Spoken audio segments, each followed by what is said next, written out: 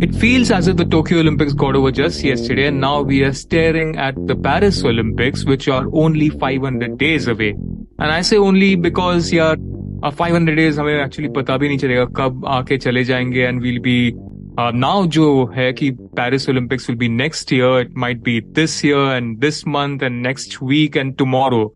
The time just flies when it comes to Olympics because there's just so much happening between now and the Paris Olympics, which begin in July 2024. So we thought 500 days is a good enough landmark to take a pause and look at how India is doing.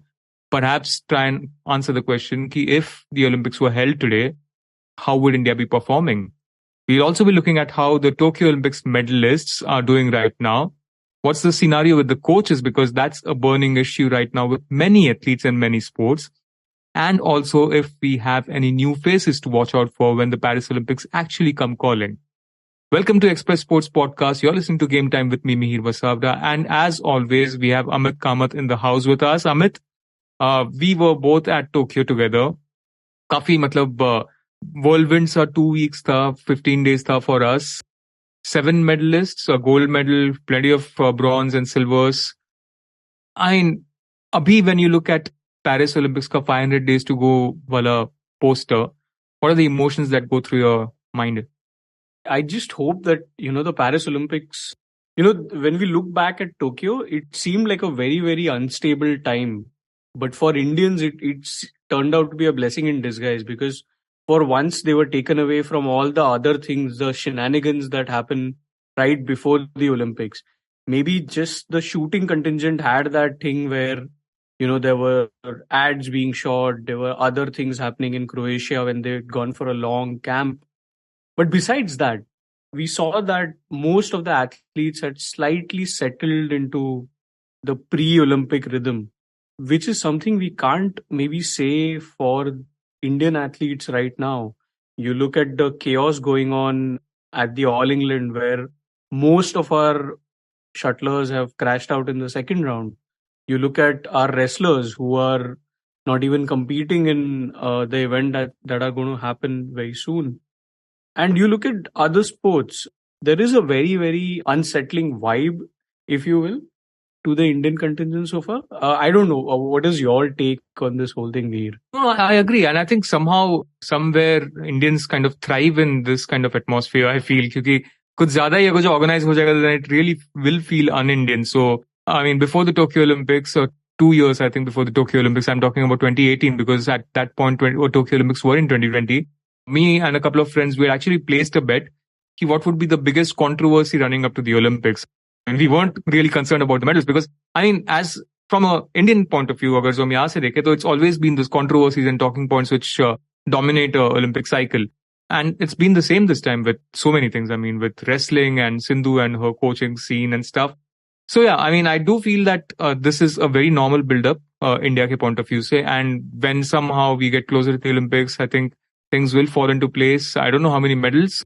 I'll never predict that, but I'm not really as optimistic at this point as I was going into Tokyo. And perhaps we'll talk about the reasons why in the next minutes. But I don't know kitna practically possible hai to cover all topics, all sports. We're talking about, 27, 30 sports here, hundreds of athletes. So Amit, we'll just kind of focus on particular topics which I thought can be interesting to talk about. And to start with, generic sa agar jo hum shuruaat kare, to if we were to look at our Tokyo medalists from Neeraj to Bajrang and Mirabai and all others in that line, who do you think has been the most convincing and who do you think hasn't really been up to mark post Tokyo? If, like we were talking just before the recording, if we were to have Olympics starting today, who would you place your money on from those guys? I think obviously Neeraj Chopra is, I'm not saying this only because he's won a gold medal at Tokyo, but because everything that has followed after Tokyo, he knew when he had to take a break. Matlab, he knew when market forces demanded that he take a break. So he took a break. He knew when he had to go away to Lobro, train. He knew when he had to go away to USA and train. He knows now he's, I think, currently training in South Africa and training.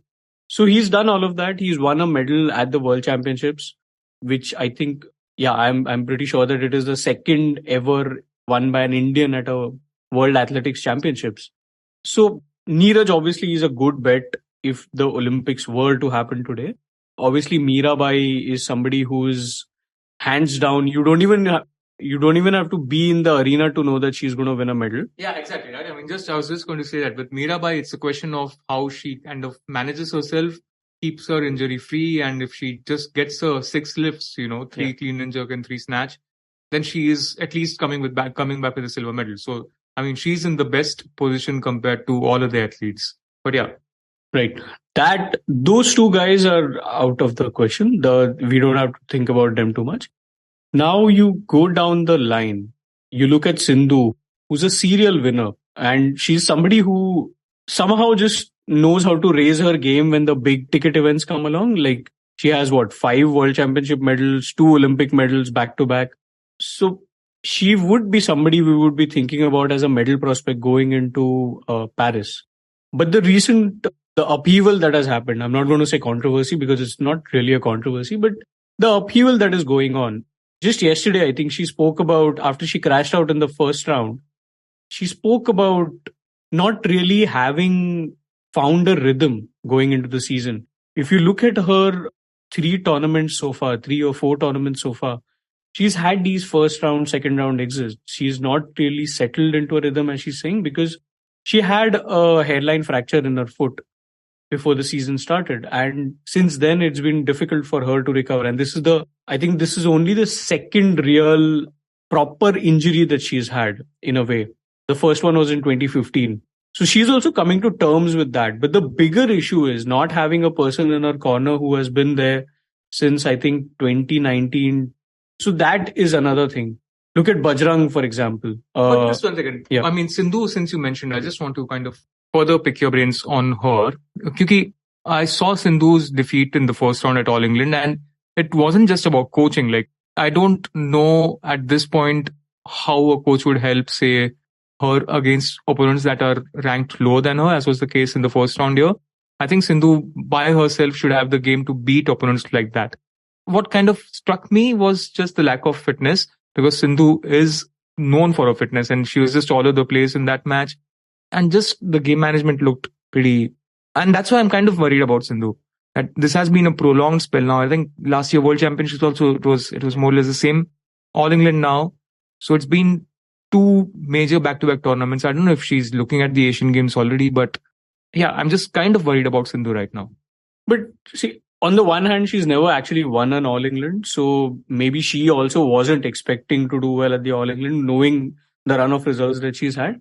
But the other big thing is that, as you mentioned, that, her game management looked thoda sa off. She was not really fit. I also didn't see her smashing a lot, which is kind of what she is known for. The aggression was there was none of it. And that is something that kind of strikes you when you look at somebody like a Sindhu. And Sindhu was in the first round. When you look at the second round, some of the other big names that we have, they've also somehow let the game slip away from their hands. Like you look at Satvik and Chirag. I'm sure we'll come back to them later.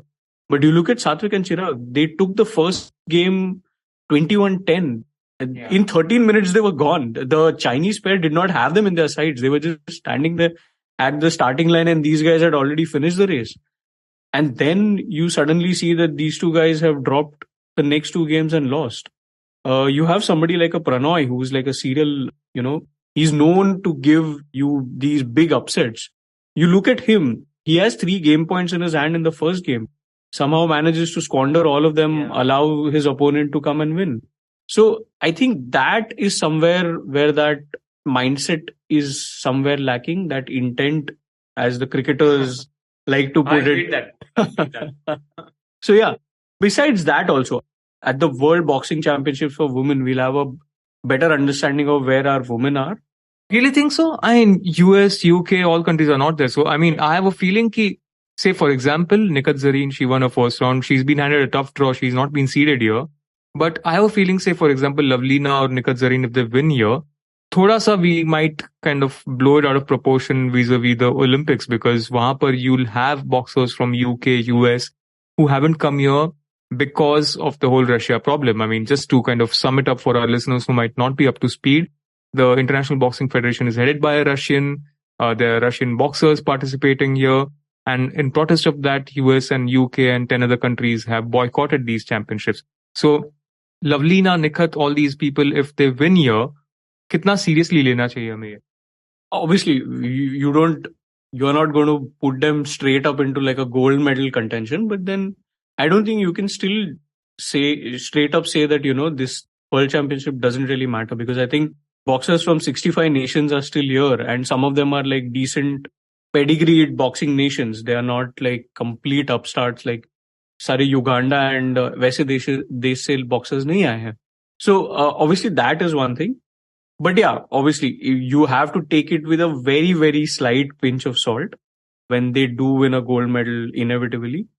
If they don't, which might be the case for maybe a couple of boxers who we are looking at as prospects, then that kind of also gives you an understanding of where they are at in terms of mentality and training.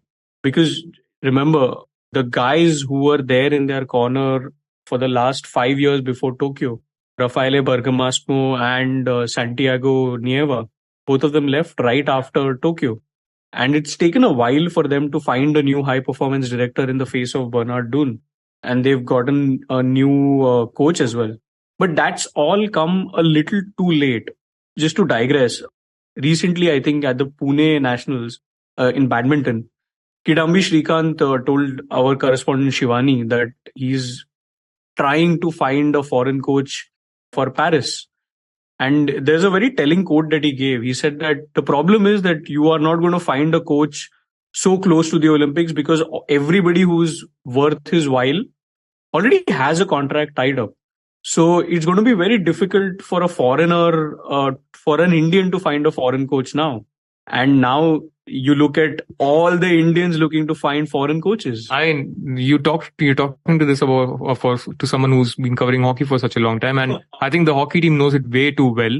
It's kitna tough hai to get a foreign coach, a good foreign coach, in middle of an Olympic cycle. I mean, Hockey India got extremely lucky with Craig Fulton after Graham Reed quit. Graham Reed, of course, took the team to bronze medal at the Tokyo Olympics. He quit after the team kind of completely botched up the World Cup campaign. Now, Craig Fulton is the guy who has worked wonders with the Irish national team, got them up there in Europe. He's been with the Belgian team for a very long time. Belgian team that has won almost everything that's on offer in international hockey. He was available and they just got him. So they got extremely lucky. And that's why I've been kind of optimistic with the men's team. With the women, of course, Shodh Maraina, he was the coach at Tokyo. He quit.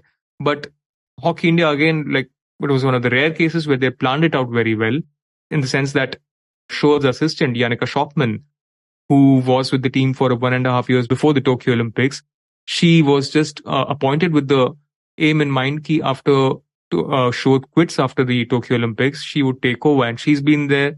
She's been doing pretty decently as well. So essentially, there was a succession plan only for the women's team, which is, I think, lacking in most other sports. Absolutely.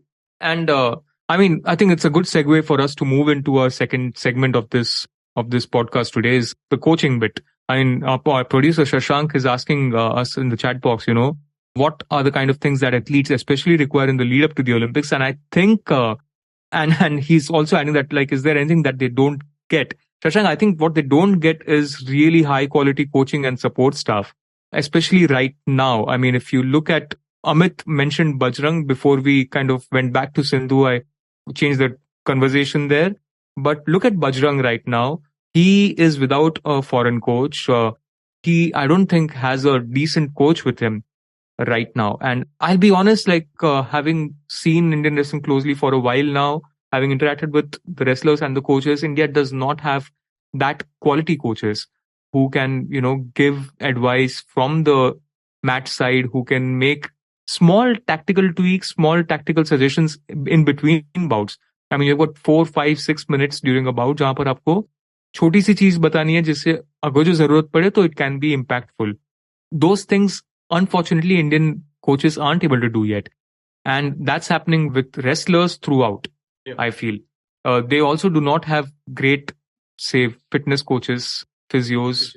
That's always a problem. A great support staff going into any games, going into the World Championships, Olympics, or even something like Commonwealth or Asian Games. And that's where Neeraj is kind of somebody who stands out. Not forget the gold medal, forget the World Championship medal. So he's tied down the support staff that he has.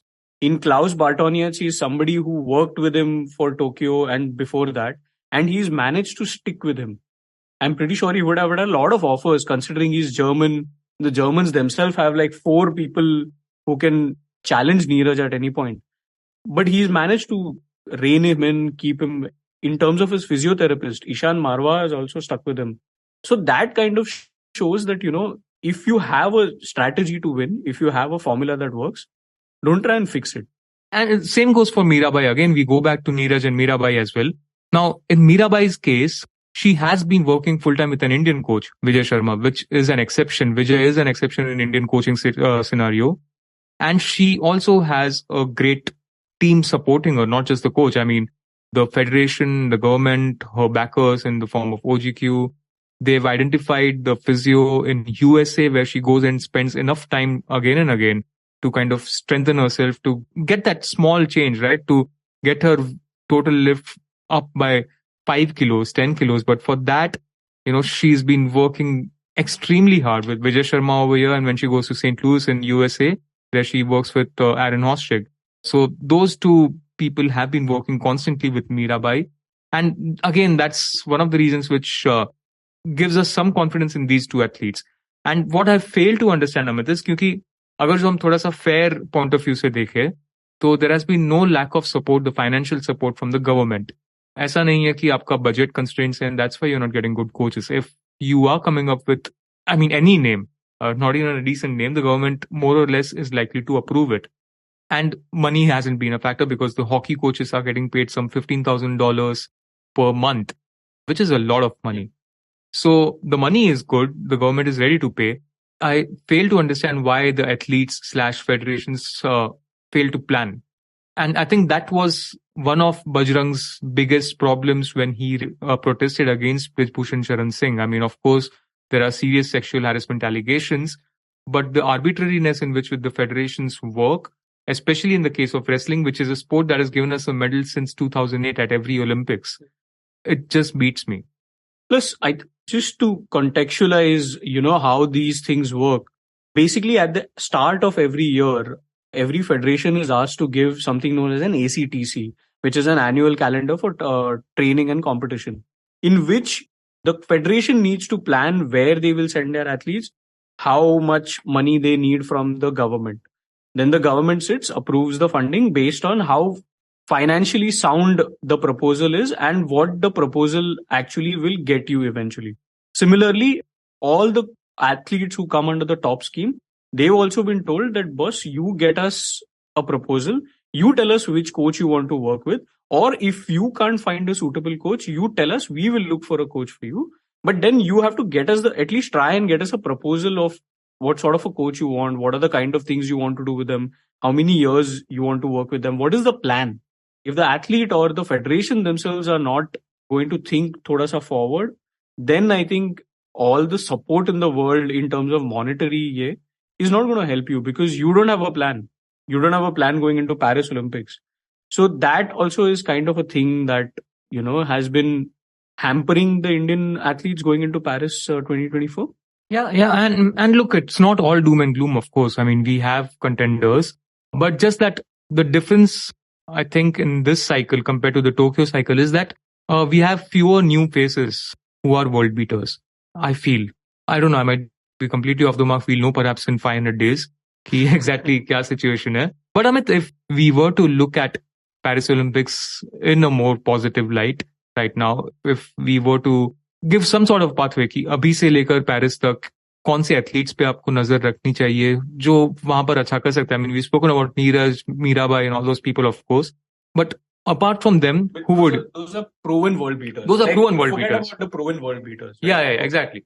Forget about them. Forget about the people who have won medals at the Tokyo Olympics or the World Championships or previous Olympics. Just in terms of fresh faces, anyone excites you? I think this Teresa Jolly, and I'm not saying this only because these guys are the only last Indians standing at the All England, but there is something about this pair. 2 years ago, maybe you would have said the same about the Satwik Chirag pairing. There is something about this pair that just works. When you look at their games, you have Gayatri Gopichand, who is Pulela Gopichand's daughter, if you don't know. But she's the one stalking the net. And you have Teresa Jolly, who is incredible when it comes to pretty much everything. She can place her shots. She has the perfect kill shot of a smash. She's very good in defending. So when these two guys get clicking, there is hell to be raised. If you just look at the last All England, for example, at the last All England, they started as reserves, ended up making it all the way to the semifinals. Nobody was expecting that from them. I don't think even they were expecting that. So this year, I don't know where they end up eventually, but then also just to digress back to the base question of foreign coaches, if you look at who is in their corner, it is the foreign coach, the doubles coach that we've hired a while back, Matthias Bo. He's been the one who's guiding them as he's guiding Chirag and Sir Chirag. So that is one of the things that is kind of also helping them, pushing them, making them understand. You have, I think, 30, 40 odd seconds between two games, maybe 1 minute between two games. In that, what do you say to the athlete matters. That's where the coach earns his salary. Correct. And look at Sindhu. Sindhu does not have that guy whispering into her ear saying that, you know what, I think you need to attack her defense or you need to attack her backhand. I don't think you have anybody there. So when she finds that is the next big question in Indian sport. When she finds that, when Bajrang finds that, when all of these proven world beaters without a caddy walking behind them. So that is a bit of a struggle for Indian sport 500 days before the Paris Olympics. Right. And I'll just add, for me personally, I'm actually excited to look at shooting. Right. There are guys like Rudransh Patil who has been a world champion. He's a world number one. He's already won an Olympic quota. And also he's from Thane, where I stay. So personal vested interest bhi hai. But I mean, look, we've had a lot of young shooters coming up and down. But I feel that somehow at Paris, the Indian shooters might be able to kind of overcome that choking barrier and actually end up with medals just because these guys look supremely confident. Too early to say. I know a lot can change between now and 500 days. But yeah, shooting is something that I actually am looking thoda sa positively. And what else? Actually, एक और था जो मैं भी भूल रहा हूँ पर. Maybe weightlifting. Like that, we have guys like Jeremy Lal Renuga and there's also Achinta Shivli. I think both of them are like heading towards each other like asteroids without a handbrake because both of them are going to be competing in the same weight class when it comes to Paris Olympics. So the world championships that come later this year might be a better indicator of, who's the first, who's the second. So that is a decent. Yeah, World Championships and of course, and also the Asian Games because Asian Games come at a very important point jahan par they'll be, I think, some 7 months before the Olympics. And that'll be a good time to actually judge the form and the mindset of the athletes. I mean, I've just talking to some people in the government and in the different committees, and there is actually a genuine push to ensure India wins a lot of medals at the Asian Games, not just because Asian Games are before the general elections next year and the Olympics are after the general elections, but also because I guess there is a realization that a good performance at the Asian Games will help you carry on that momentum at the Olympics. But yeah, I think that's about it from me. Amit, is there anything that you want to add? Shashank, Bhargav, is there something that you want to jump in and Vishesh Tipni koi aapki? No, I think when you were talking about the budget, right, what came to mind was that during this year's budget, there was, like, I remember reading some headline that, this is the biggest sort of, the highest ever sports budgets, like the highest amount of money that has been allocated to the sports ministry. But, like, I don't know how much of that actually trickles down to, let's say, the preparations for the Olympics or any such thing. So I was just curious about that. I don't know if you guys have tracked that. So I'll be honest here. There is, of course, a budget. Majority of that budget. So, for example, 1,000 crores from the budget this year goes to Khelo India. And Khelo India is this government scheme which is targeted at youth events and getting youth competitions in order. But I'll be honest, even though the sports budget on paper doesn't look huge and there are salaries of footballers in Premier League which are much more in what they earn in 1 week is actually a lot more than the annual sports budget of India. So, but keeping that aside, I seriously don't feel that any of the preparations are at present hampered because of lack of financial resources. I think if athletes are providing the government, which finally funds their thing, if the government buys into their ideas, they're ready to give them, the money. And if not the government, they have private backers like JSW and OGQ and Go Sports and the others. So there are multiple resources through which athletes' financial needs are met. And I don't think that's necessarily a problem. You guys were talking like, जब planning ही नहीं है, तो फिर पैसे का क्या करोगे? So I think essentially it all boils down to having a plan in place, and not just a plan with, Asian Games के लिए plan करना है. You plan for a cycle.